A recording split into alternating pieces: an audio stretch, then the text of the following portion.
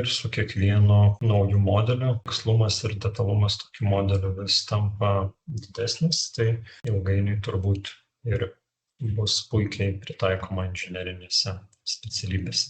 Ir jau čia turime naują modelį 1.5, o šioje vietoje dar tik tai pirmas. Tai ir prisijungus šioje platformoje matom, kad turime 50 kreditų, kuriuos galime išnaudoti permenant ir kas mėnesį 20 kreditų papildomai turbūt galim gauti nemokamai.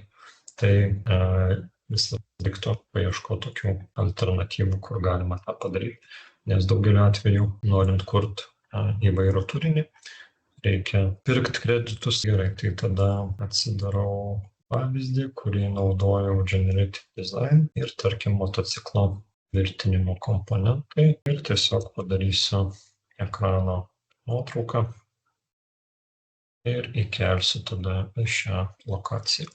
Taip, kėliau nuotrauką ir tada paspaudžiu sukurti ir atliekamas kūrimo veiksmas ir 2 minutės reiks palaukti.